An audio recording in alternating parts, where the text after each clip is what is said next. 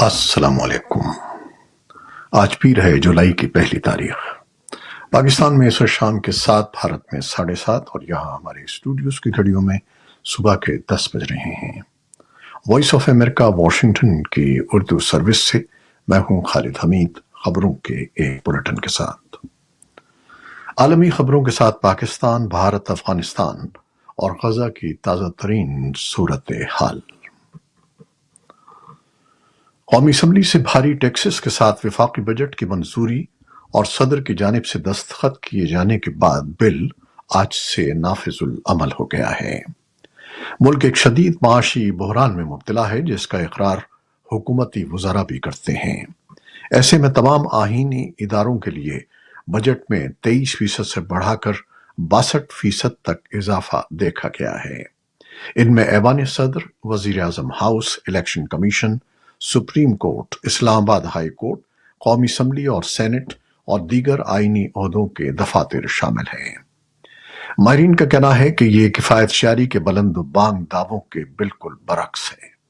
تاہم وزیر خزانہ محمد اورنگزیب نے اسلام آباد میں پریس کانفرنس سے خطاب کرتے ہوئے کہا کہ حکومت نے اپنے پبلک سیکٹر کے ترقیاتی اخراجات میں کمی کی ہے اور اس کی توجہ میکرو اکنامک استحکام پر مرکوز ہے۔ سابق وزیر اعظم پاکستان شاہد خاقان عباسی نے پیر کو سابق وزیر خزانہ مفتاح اسماعیل کے ہمراہ اسلام آباد میں نیوز کانفرنس سے خطاب کرتے ہوئے کہا کہ خطے میں سب سے مہنگی بجلی اور گیس پاکستان میں ہے۔ عوام پر ٹیکس لگانے سے پہلے حکومت کو اپنے اخراجات کم کرنے چاہیے۔ پاکستان کے صوبہ پنجاب کے ضلع ساہیوال کی انسدادی دہشت گردی کی عدالت کے جج ضیاء اللہ خان نے سوشل میڈیا پر مذہبی منافرت پھیلانے کے الزام میں ایک مسیحی ملزم احسان عرف شان کو موت کی سزا سنا دی ہے۔ ملزم پر سانحہ جڑاوالا کی بنیاد بننے والا توہین مذہب سے متعلق مواد سوشل میڈیا پر اپلوڈ کرنے کا الزام تھا۔ انسانی حقوق کی ملکی اور غیر ملکی تنظیمیں پاکستان میں توہین مذہب کے قوانین پر اپنے تحفظات کا اظہار کرتی رہتی ہیں۔ انسانی حقوق کی تنظیموں کے مطابق ان قوانین میں ترامیم کی ضرورت ہے۔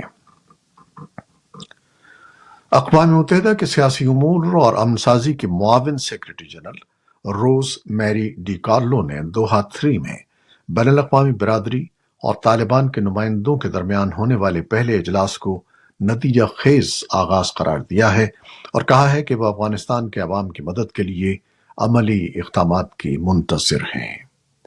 دریں اثنا سبیح اللہ مجاہد نے بھی اجلاس سے خطاب کے بعد صحافیوں سے گفتگو کرتے ہوئے اجلاس کو اچھی اور مثبت شروعات قرار دیتے ہوئے کہا کہ شرکاء افغانستان کی حمایت کے لیے تیار ہیں اور انہوں نے افغانستان کو مدد فراہم کرنے کا وعدہ کیا ہے۔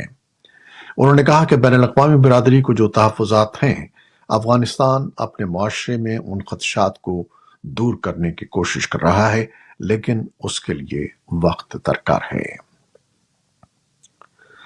پاکستان اور بھارت نے دونوں ملکوں میں قید افراد کی فہرست کا تبادلہ کیا ہے، جس کے مطابق پاکستان میں 254 بھارتی شہری قید ہیں۔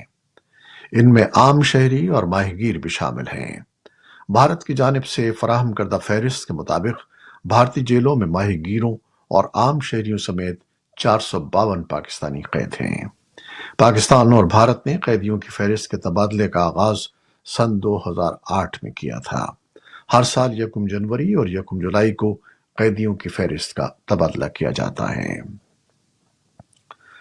بھارت میں 1 جولائی سے 3 نئے تعزیری قوانین نافذ کیے جا رہے ہیں جو برطانوی دور سے نافذ العمل تھے۔ گزشتہ سال 25 دسمبر کو ان قوانین کا نوٹیفیکیشن جاری ہونے کے بعد وزارت داخلہ نے ان کے مؤثر نفاذ اور پولیس، جیل، استغاثہ، عدلیہ، فرانزک عملے اور عوام سمیت تمام اسٹیک ہولڈرز میں بیداری لانے کے لیے متعدد تربیتی پروگراموں کا آغاز کیا ہے۔ بھارت اور پاکستان میں برطانوی دور میں وضع کیے گئے متعدد تعزیری قوانین نافذ ہیں، تاہم بھارت میں اب وہ قوانین تاریخ کا حصہ بننے جا رہے ہیں۔ فلسطینی محکمہ صحت کے ایک اہلکار کا کہنا ہے کہ اسرائیل نے غزہ سے حراست میں لیے گئے 55 फलस्तीनियों को रिहा कर दिया है, जिनमें इलाके के मरकजी अस्पताल के डायरेक्टर मोहम्मद अबू सलमिया भी शामिल हैं। मोहम्मद अबू सलमिया को नवंबर में उस वक्त हिरासत में लिया गया था जब इजरायली फोर्सेस ने शिफा अस्पताल पर छापा मारा था। उनकी रिहाई के बाद फलस्तीनी मीडिया की तरफ से नश्र किए गए वीडियो बयानात में अबू सलमिया ने इसराइली हुक्काम पर फलस्तीनी नजरबंदों के साथ बदसलूकी का इल्जाम लगाते हुए कहा था कि उन्हें रोजाना जिस्मानी और नफ्सियाती जिल्लत का शिकार बनाया जाता है। इसराइली हुक्काम ने ऐसे इल्जामात की तरदीद की थी। खबर रसां इदारे AFP के मुताबिक फलस्तीनी हुक्काम ने बताया कि पीर के रोज एक इसराइली हमले में मगरबी किनारे के एक पनाहगुज़ीन कैंप में एक खातून और एक बच्चा हलाक हो गए हैं। अमेरिका में बरसरे इक़्तिदार डेमोक्रेटिक पार्टी के अहम रहनुमाओं ने इस ख्याल को मुस्तरद कर दिया है कि सदर जो बाइडन को मुमकिना रिपब्लिकन उम्मीदवार डोनाल्ड ट्रंप के मुकाबिल पहले मुबाहिसे में खराब कारकर्दगी के बाइस नवंबर के सदारती इलेक्शन की दौड़ से बाहर हो जाना चाहिए। नशियाती इदारे CBS और तज्जियाती और तहकीकी इदारे योगो का हालिया मुश्तरका जायजा जाहिर करता है कि 27% के मुकाबले में 72% अमरीकी ये नहीं समझते कि बाइडन इस वक्त सदारती ओहदे की जरूरियात के मुताबिक सेहतमंद हैं।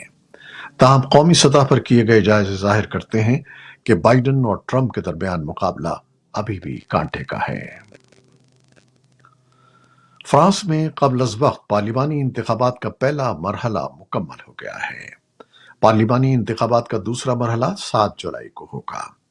खबर रसां इदारे रॉयटर्स के मुताबिक एग्जिट पोल के मुताबिक इंतहाई दाएं बाजू की जमात नेशनल रैली 34% वोटों के साथ पहले, बाएं बाजू की जमात पॉपुलर फ्रंट 28% वोटों के साथ दूसरे और सदर मैक्रों की जमात 21% वोटों के साथ तीसरे नंबर पर है। उधर फ्रांस के दारुल-हुकूमत पेरिस में दर्जनों अफराद ने इंतहाई दाएं बाजू की जमात नेशनल रैली के खिलाफ मुजाहरा किया। फ्रांस के इत्तेदाल पसंद वजीर आजम ने मुतनब्बिह किया है कि नेशनल रैली पार्टी इख्तिदार हासिल करने के करीब है।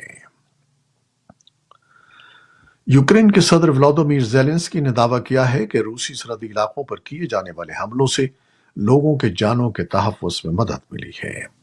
ज़ेलेंस्की ने कहा कि दुनिया जितनी जल्दी रूस के लड़ाका तैयारों की बमबारी से निमटने में हमारी मदद करेगी, उतनी जल्दी ही हम रूस के फौजी इंफ्रास्ट्रक्चर और फौजी हवाई अड्डों को निशाना बना सकते हैं। इससे कबल इतवार को रूसी अफवाज ने यूक्रेन के दूसरे बड़े शहर खार्किव के मरकज में गाइडेड बम से हमला किया, जिसमें हुक्काम के मुताबिक एक शख्स हलाक और 8 जख्मी हो गए, जबकि कई इमारतों और गाड़ियों को आग लग गई। रूस ने पीर को कहा है कि उसने मशरक़ी यूक्रेन के 2 मजीद देहात पर कब्जा कर लिया है। रूस की वजारत दिफा का कहना है कि उसने मशरक़ी दोनेत्स्क के इलाके में नोवोक्रोस्क गांव और शिमाल मशरक़ी खार्किव के इलाके में स्टेपेवानो सिलेवका गांव को कब्जे में ले लिया है। जनूबी कोरिया की फौज का कहना है कि शिमाली कोरिया ने अपने मशरक़ी साहिल पर 2 बैलिस्टिक मिसाइलों का तजर्बा किया है, लेकिन प्योंगयांग की तरफ से इस बारे में कोई बयान सामने नहीं आया है।